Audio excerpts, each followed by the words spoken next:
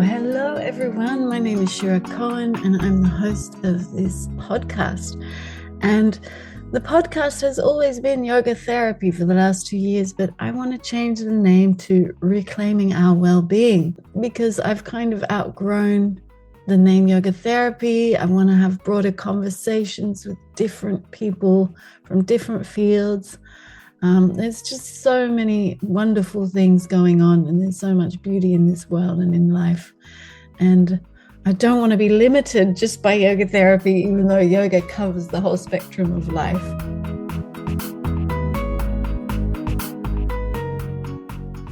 So hello, everyone.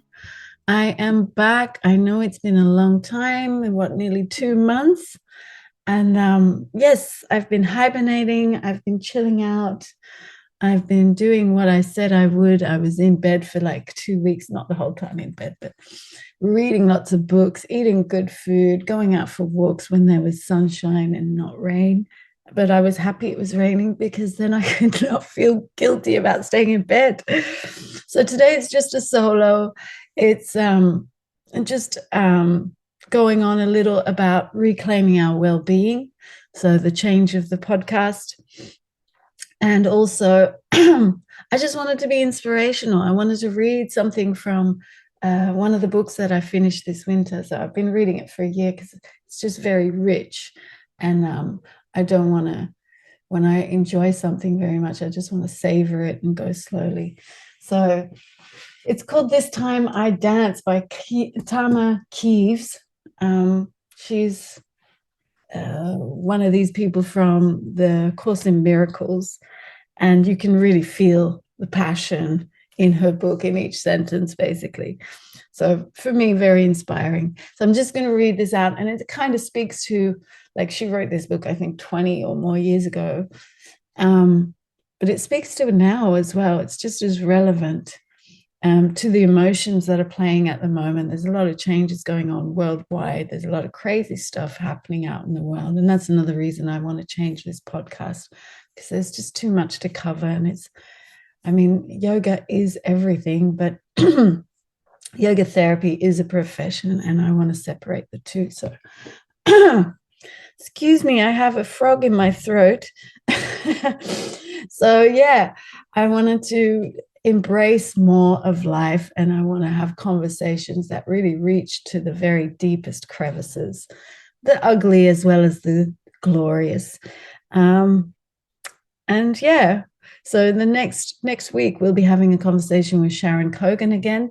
So we had a talk yesterday about the hero's journey instead of the hero's journey, and I didn't get it. And then it was about the goddess Hera, which we all know as Zeus's wife, jealous wife, but then she actually went into the history of Hera and how she was actually her own goddess before this patriarchal movement came into Greece and the Minoan culture. So that was very interesting because I didn't know that. I really had an aversion to Hera.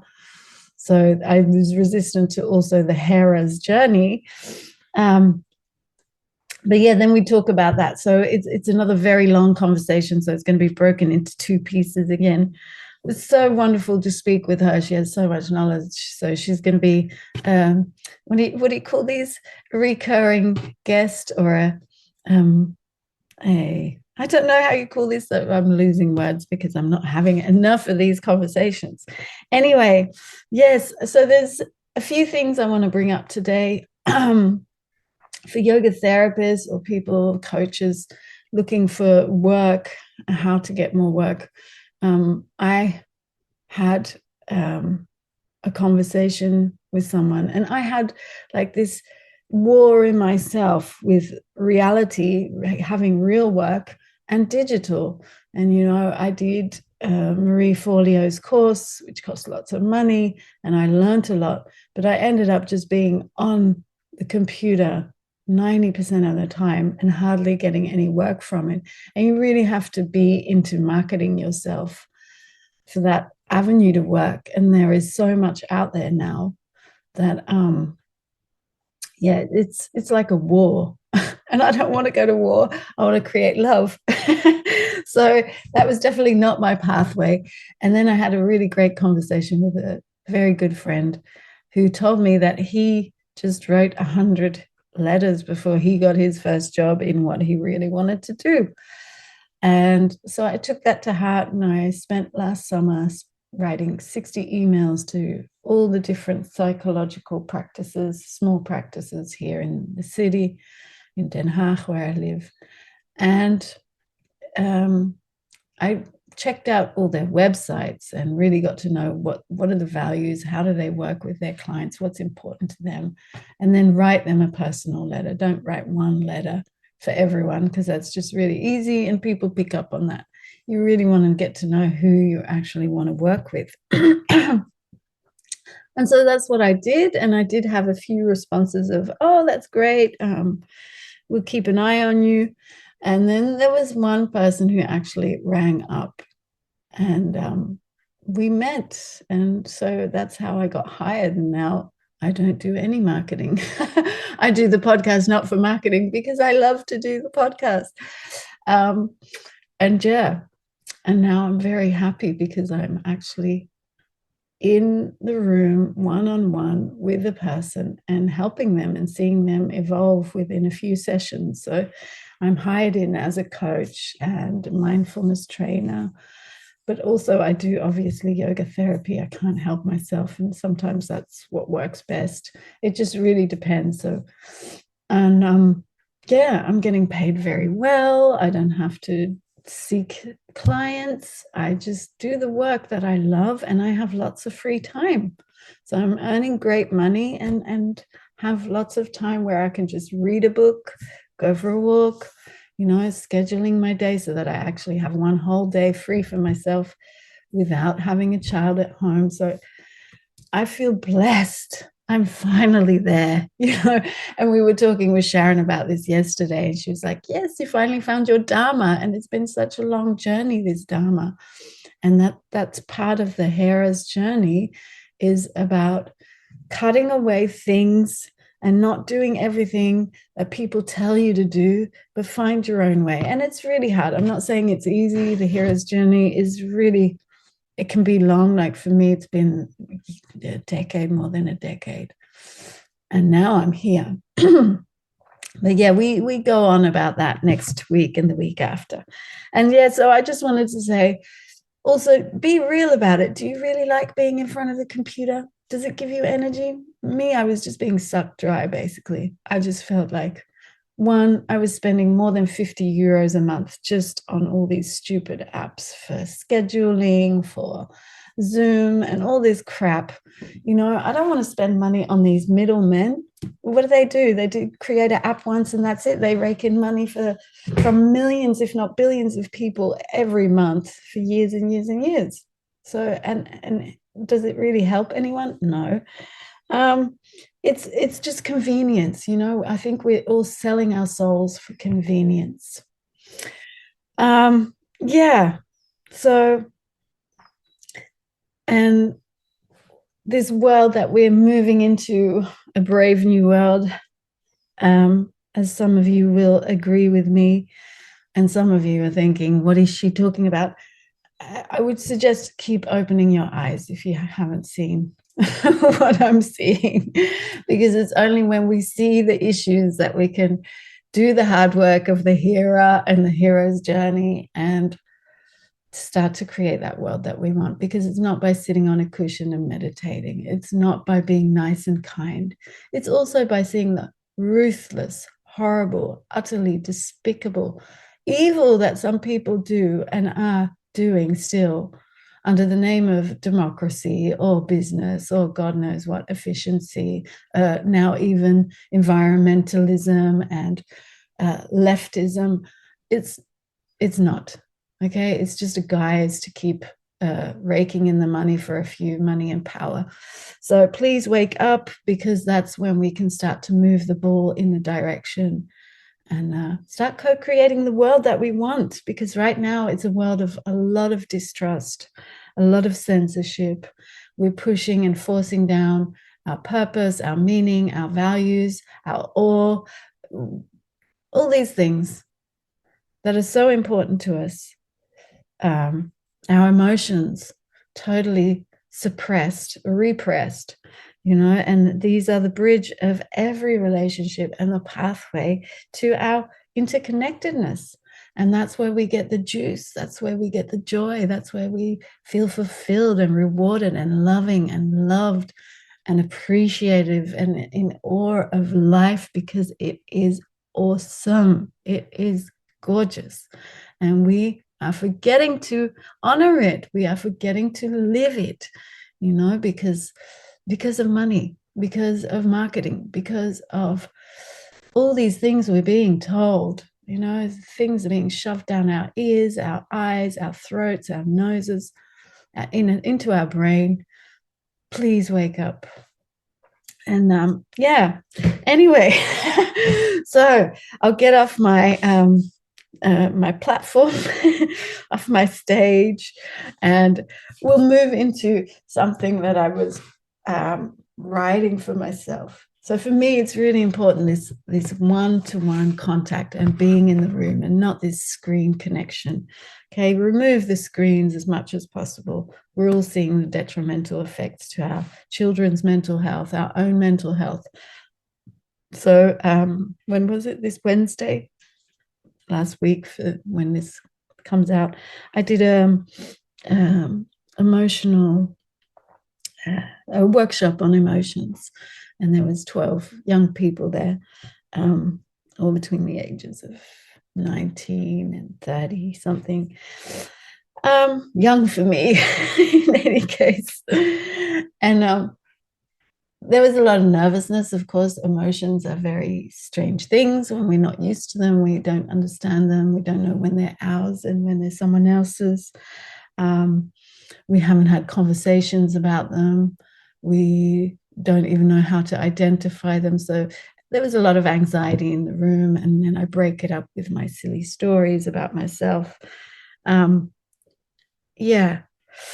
And what you notice, so we did this practice called the compassionate stare, where you look into each other's eyes for 1 minute, just a complete stranger, and just to see what you start to feel. So all these things happen.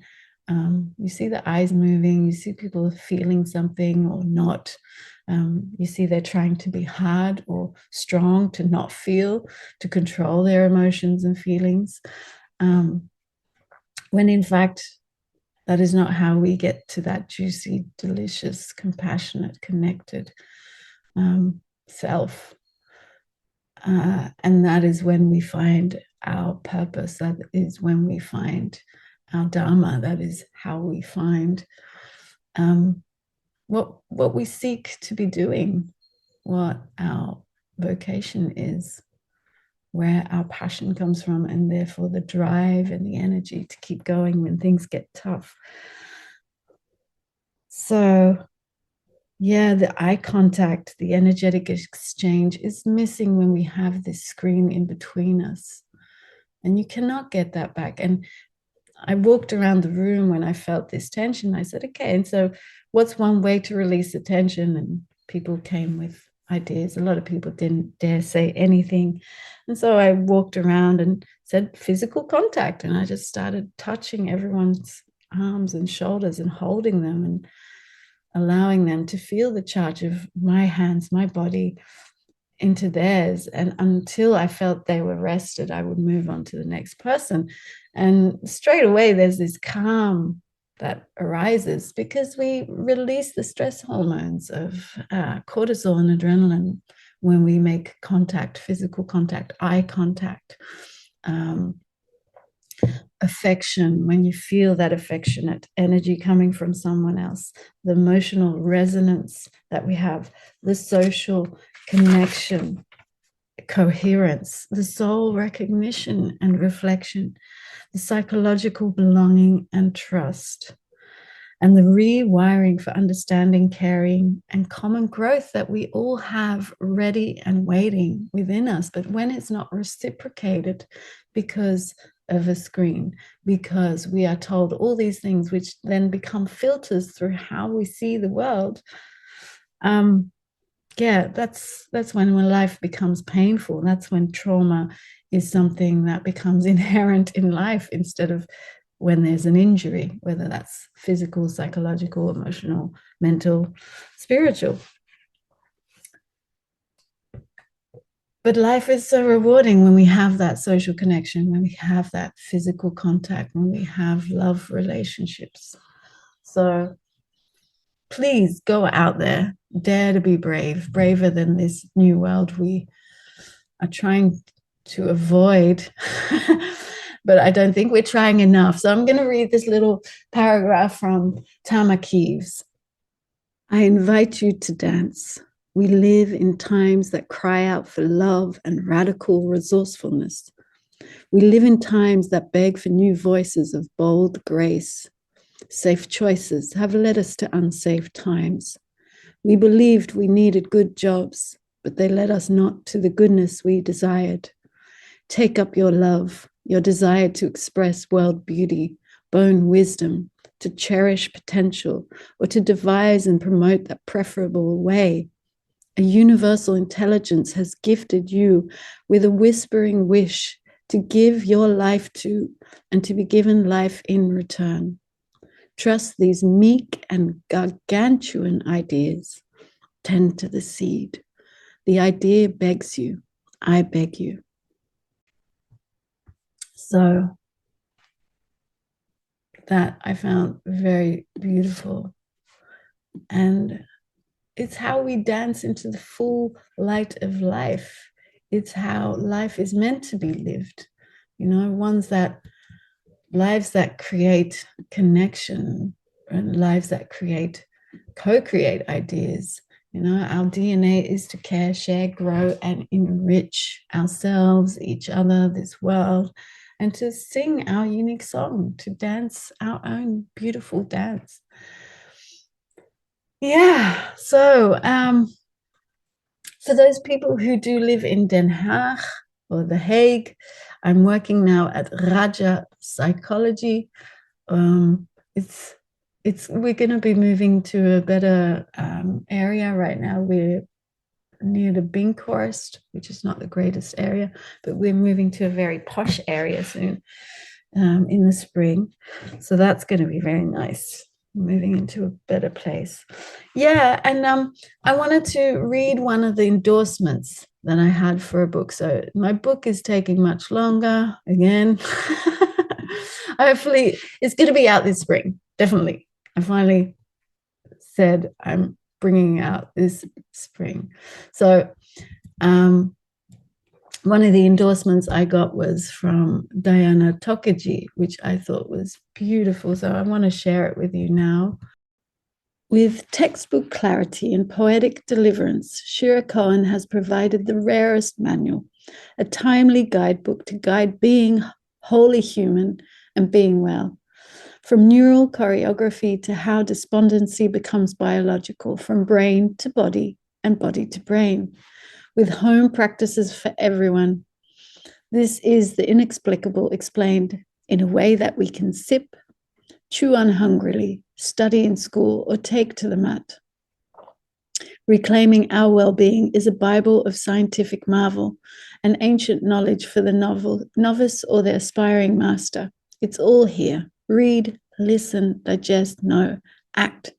Respect emotions and ailments as messengers.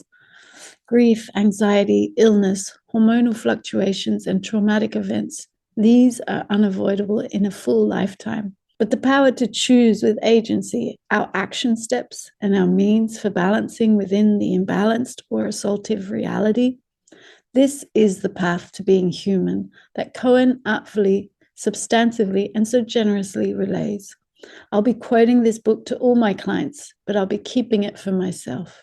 Diana Tokaji, certified yoga therapist and author of 6 Women in a Cell, Best Indie Book Award Nonfiction, and Surviving Assault, Next Generation Indie Book finalist. It's really wonderful. I'm very thankful to her. So this is a small part from my book. that I want to share with you. It's talking about this seed, the seed that's waiting for us to plant it, this seed that is begging for us to take life and to fly, to be who we're meant to be. So our innate seed desire is to exist, bloom, and invariably expire. Life is change and stagnation, decay. Even our deeper desire to destroy and die in order to enrich and invigorate new potentialities is pranic movement and the inevitable change it creates in our lives. This regenerative seed holds our power and potential, as well as our original weakness, the germ of both our promise and prison, so subtle most of us ignore it until we stumble into the dark night of the soul. An excruciating dance with the devil shaking our fundaments. In the throes of unbearable resistance, we isolate ourselves, fearing our agony, a bane too big, a burden for others to bear. But we're not supposed to do it alone. Alone we struggle unnecessarily. Once on the other side, we realize asking for support is not only brave, but responsible and necessary. Emotions are the dormant seeds waiting to unfold, a cascade of chemical reactions, activating neural networks, stimulating hormone production, and expressed by proteins as life embodied, to become a beautiful wild garden of healing potentials and possibilities. So these are different bits throughout the book that I gathered about the seed. And yes, so here I am promoting my book because it'll be coming out soon. I don't want to do this pre-sale stuff. I don't want to do it again. I want to stay off digital as much as possible. So I'm doing it as organic as I can. If it doesn't look professional, if I'm not trying to make the most of the tools we have, the digital virtual tools, then know why. I am just very organic, biological, on purpose. Okay, it's a choice. And if that means the sales of the book are slower, then they're slower. That's just how it is. I prefer that side of the scale. I'm not about, the book is not for money. The book is for getting the information out there and understanding how we have control over our lives, over our health, over our well-being, over our emotions, and over our world and our sovereignty, and even the politics, if we start to be more authentic in the real sense, not just as a sales pitch, then we are capable of doing anything and creating that world we want. You know, the world we all yearn for, the world we all thought we were living in until the last 2-3 years, which have shown us the corruption and indignant, disgusting ways of our powerful citizens, world citizens, our human family, who are totally corrupt and perverse. So they exist. We shouldn't pretend they don't. We need to have our eyes wide open and be prepared to do the work, to be on Hera and Hero's journey. So that's another fun thing that Sharon was sharing. We do both, and we go into that later. Anyway, enough of me talking all to myself and to you. I really do wish you all the best. Be brave, be strong, be honest, be yourself, and emote. Live fully. Much love.